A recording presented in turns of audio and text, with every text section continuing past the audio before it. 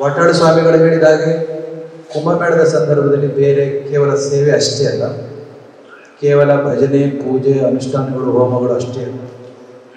ಆ ಸಂದರ್ಭದಲ್ಲಿ ಧಾರ್ಮಿಕ, ಆಧ್ಯಾತ್ಮಿಕ ವೇದಿಕೆಗಳ ಮುಖಾಂತರ ಜ್ಞಾನವನ್ನು ಪ್ರಸಾರ ಮಾಡ್ತಕ್ಕಂಥ, ಜ್ಞಾನ ದಾಸೋಹವನ್ನು ತಿಳಿಸ್ಕೊಡ್ತಕ್ಕಂಥ ಕೆಲಸ.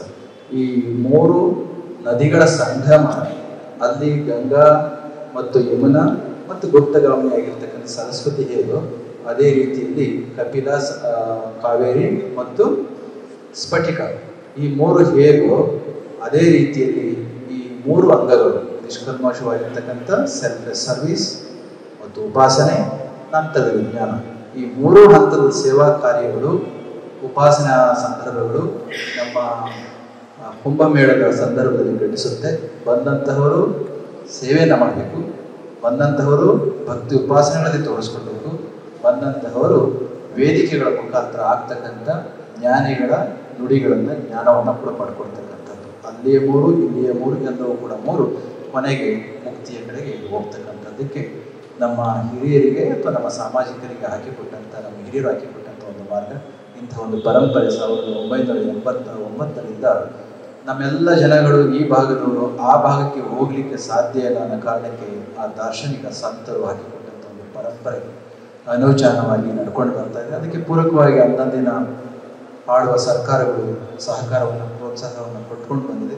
ಅದೇ ರೀತಿಯಲ್ಲಿ ಅಧಿಕಾರಿಗಳು ಕೂಡ ಆಯಾ ಹಂತದಲ್ಲಿ ಸಾಕಷ್ಟು ಸೇವೆಯನ್ನು, ತಮ್ಮದೇ ಮನೆಯ ಕೆಲಸ ಅಂತ ತಿಳಿದು ಅಧಿಕಾರದ ಹೊರತಾಗಿ ಕೂಡ ಮಾಡ್ತಾ ಬಂದಂಥದ್ದು. ಈ ವರ್ಷದ 2025ನೇ ಫೆಬ್ರವರಿ 10, 11, 12 ಅವತ್ತು ಪೌರ್ಣಮಿ, ಆ ಕರೆಕ್ಟಾಗಿ ಸರಿಯಾದ ಸಮಯಕ್ಕೆ ಪೂರ್ಣ ಒಂದು ಕಲ್ಮಿನೇಷನ್ ಪ್ರೋಗ್ರಾಮ್ ಅಂತ ಕರೀತಾರೆ, ಅದು ಸಾಕಾರಗೊಳ್ತಾ ಇರತಕ್ಕಂಥದ್ದು. ಇಂತಹ ನಿಟ್ಟಿನಲ್ಲಿ ಈಗಾಗಲೇ ಸಾಕಷ್ಟು ಚರ್ಚೆಗಳು ಆಗಿ ಜವಾಬ್ದಾರಿಗಳನ್ನು ತಾವೆಲ್ಲರೂ ಕೂಡ ಹೊತ್ತಿದ್ರಿ. ಈ ಕಾಲಘಟ್ಟಕ್ಕೆ ಇದೇ ಸಂದರ್ಭದಲ್ಲಿ ಅಲಹಾಬಾದ್ನಲ್ಲಿ ಕೂಡ ಕುಂಭಮೇಳ ನಡೀತಾ ಇರೋದ್ರಿಂದ ಇಲ್ಲಿಯೇ ನಮ್ಮ ಭಕ್ತರು ಸಾಕಷ್ಟು ಜನ ಅಲ್ಲಿಗೆ ಹೋಗ್ಲಿಕ್ಕೆ ಸಾಧ್ಯ ಇಲ್ಲ. ಅದೇ ಕಾಲಘಟ್ಟದಲ್ಲಿ ಇಲ್ಲಿಯೂ ಕೂಡ ನಡೀತಾ ಇರೋದ್ರಿಂದ ಸಾವಿರಾರು ಸಂಖ್ಯೆಯಲ್ಲಿ ಫ್ಲೋಟಿಂಗ್ ಡಿವೋಟೀಸ್ ಪಾಪ್ಯುಲೇಷನ್ ಇದ್ದೇ ಇರ್ತದೆ. ಇಂಥೆಲ್ಲದಕ್ಕೂ ಕೂಡ ವ್ಯವಸ್ಥೆಗಳಿಗೆ ನಾವೆಲ್ಲರೂ ಕೂಡ ಅಧಿಕಾರಿಗಳು ಬಂದು ಸಾಕಷ್ಟು ಅನುಭವವನ್ನು ಪಡ್ಕೊಂಡಿದ್ದೀವಿ.